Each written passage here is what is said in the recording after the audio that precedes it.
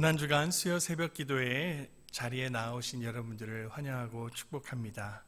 우리 찬송가 144장 예수 나를 위하여 우리 함께 찬양드리겠습니다. 1절과 4절만 찬양드리겠습니다.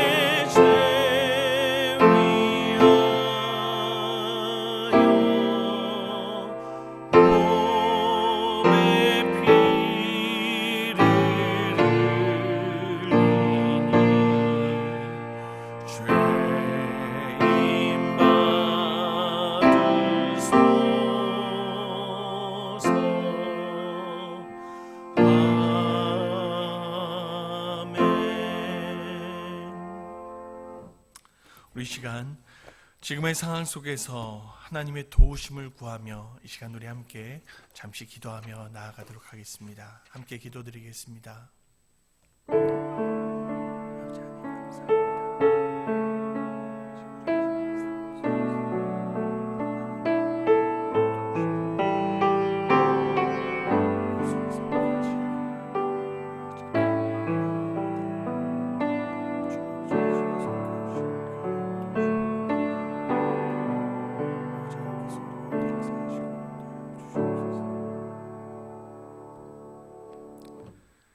하나님, 우리에게 어려운 상황들이 와 있습니다. 하나님, 그러나 우리가 처해 있는 모든 상황 속에서 하나님을 찬양하고 하나님을 예배하는 우리의 모습이 되게 하여 주시옵소서. 감사드리며 예수님의 이름으로 기도드립니다. 아멘. 우리 함께 성경 말씀 보도록 하겠습니다. 성경 말씀 마가복음 3장 말씀입니다. 마가복음 3장 31절에서 35절의 말씀입니다. 마가복음 3장 31절에서 35절의 말씀,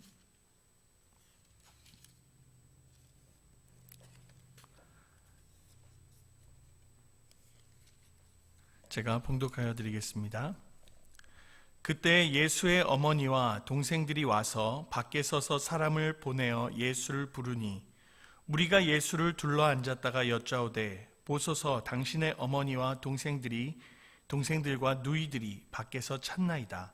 대답하시되 누가 내 어머니이며 동생들이냐 하시고 둘러앉은 자들을 보시며 이르시되 내 어머니와 내 동생들을 보라.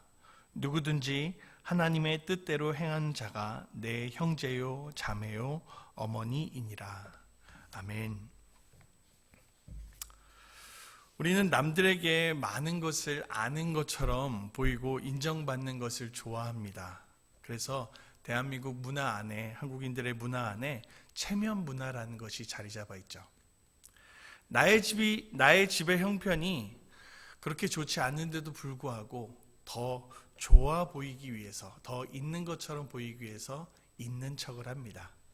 그리고 사실은 잘 모르는데 남들에게 좀 더 유식해 보이기 위해서 아는 척을 합니다. 이러한 체면 문화의 모습이 사실은 우리의 신앙생활의 모습에도 고스란히 배어 있습니다. 스스로 우리가 질문해 볼 때 나는 하나님을 정말로 사랑하는가? 라는 질문을 내 스스로에게 해봤을 때 고민하고 고민하면서 제대로 대답하지 못하는 그러한 사람들이 다른 사람들 앞에서는 참 좋은 그리스도인인 것처럼, 참 좋은 신앙인인 것처럼 그렇게 보이려는 참된 신앙인인 척하면서 그렇게 우리가 살아가고 있을 때가 많다라는 것이죠. 이런 우리에게 오늘 본문 말씀을 통해서 예수님은 무엇이라고 말씀하고 계시냐면요, 35절에 누구든지 하나님의 뜻대로 행하는 자가 내 형제요, 자매요, 어머니니라 라고 말씀하고 있습니다. 하나님의 뜻대로 살아가는 척하고 있는 우리의 모습, 하나님의 뜻대로 행하고 있는 척하는 우리의 모습은, 그런 모습은 결코 하나님의 자녀요, 형제요, 어머니가 될 수 없다는 얘기죠. 믿음 생활을 하는 척하는 우리의 모습은 결코 하나님의 자녀가 될 수 없다라는 것이죠. 이 말 가운데 이야기하는 것은 무엇이냐면 바로 우리가 그 뜻대로 행하며 열매를 맺으며 살아가야 된다라는 것이죠.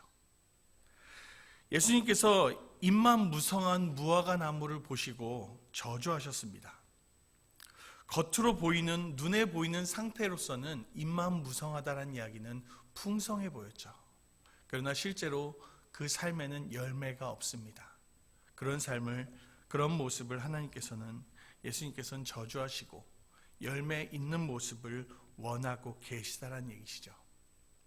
이 내용의 말씀들을 우리의 삶에, 우리의 신앙의 모습에 적용을 해보면 이렇습니다.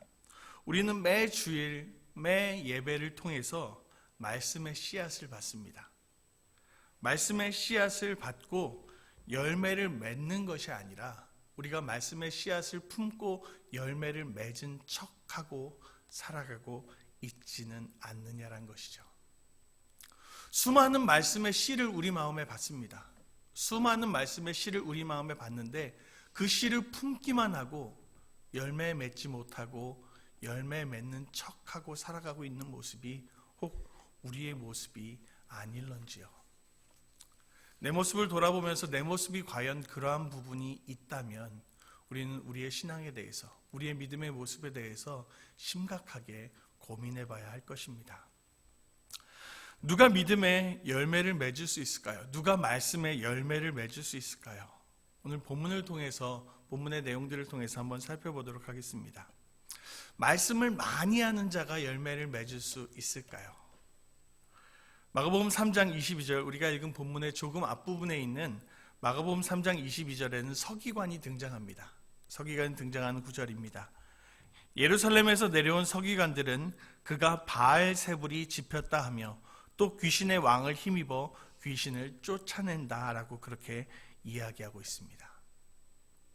누구보다도 말씀을 잘 아는 사람들이었지만 예수님을 향해서 귀신 들렸다라고 그렇게 이야기하고 있습니다. 그렇다면 삶의 간증이 많은 자, 많은 것들을 경험하고 체험한 자들이 열매를 맺을 수 있을까요? 31절에 보면 예수님의 어머니인 마리아가 등장하죠. 그때 예수의 어머니와 동생들이 와서 밖에 서서 사람을 보내어 예수를 부르니, 예수님의 어머니와 예수님의 형제들이 왜 예수님을 찾아왔을까요? 그가 귀신 들렸다 함을 듣고 예수님의 공생의 사역을 중단시키기 위해서 찾아왔다는 것이죠.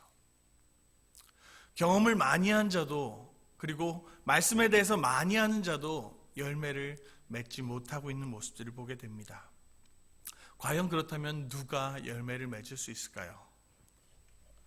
오늘 말씀의 핵심입니다. 바로 나를 버리는 자가 열매를 맺을 수 있습니다. 나의 자아를 버리는 자가 열매를 맺을 수 있습니다. 자아라는 것은 내가 중심이죠.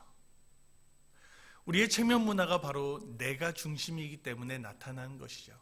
우리의 신앙생활을 체면으로 하는 그 모습이 바로 내 모습이 드러나기를 원하는 것이죠.